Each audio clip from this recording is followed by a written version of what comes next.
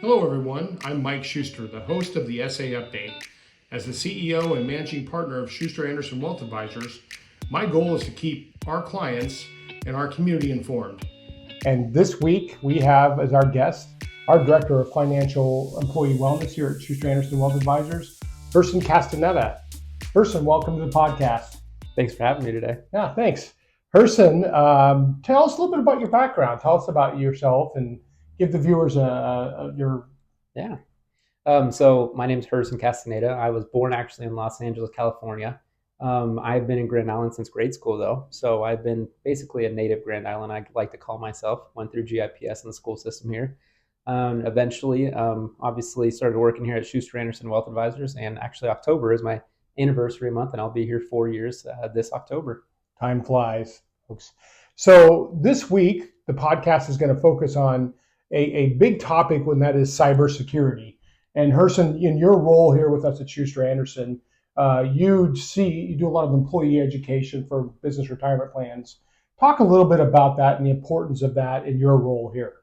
Yeah, as director of financial wellness here, and we go and do on-site employee education for people. One of the biggest things that we see is that people need to have multi-factor authentication.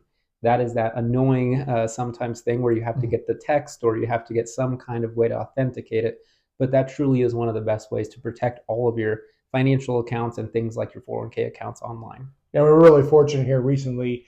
For those of you that didn't see on our Facebook, we recently did a cybersecurity event here in Grand Island at the Stir Museum.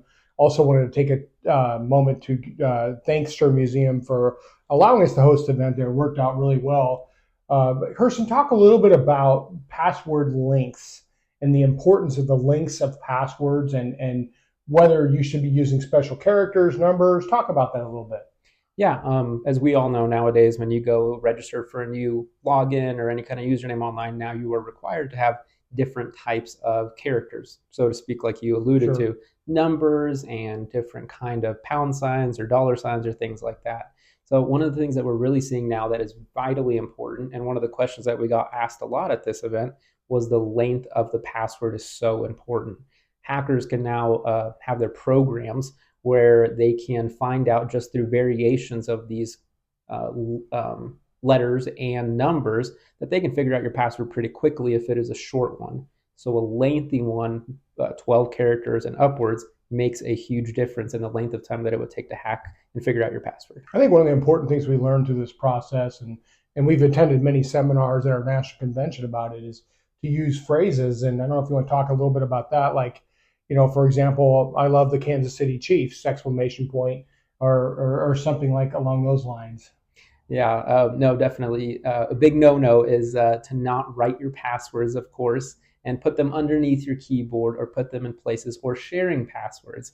So that's why even though password is first defense, that multi-factor authentication is second defense and really comes into play a lot. Yeah, and we talk to a lot of IT people in our world and with the numerous platforms that we work with to keep our clients' data secure. And I thought a couple things that they talked about was, using an at for the A, or replacing the A with an at and maybe an O with a zero. Talk a little bit about a few other things you've heard.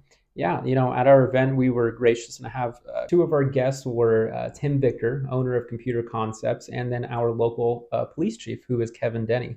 And one of the things that really stood out for me that honestly I found that I did not know about this, and I felt like I was pretty aware of these kind of things today, was the concept of Wi-Fi hotspots and being very, very careful. I think a lot of people do know not to connect to public hotspots, such as the airport, if you are, doing any kind of secure business. One of the things that I did not realize is that people can change the name of your cell phone hotspot, and then you believe that you're connecting to a hotspot that is the airport's or maybe someone else's, but in fact, you're actually connecting to someone's hotspot on their cell phone and give away your data. And I think that was a good point by Chief Denny, was when he talked about the Chiefs. His example he gave of changing your name on the hotspots. Yeah, there are a lot of people that change their hotspots to FBI surveillance van or things like that. And so there are all different kinds of names, but people don't think that now. Once again, you can change it to the name of a airport or something like that. Once again, big shout out and thank you to Chief Denny and to Tim Victor of Computer Concepts for them spending time with us. And for those of you that didn't see our event, look at our Facebook here soon. We may be rolling that event out here shortly again. So for this week's essay update, I'm Mike Schuster. Thank you to Herson Castaneda for joining me, and we'll see you next week.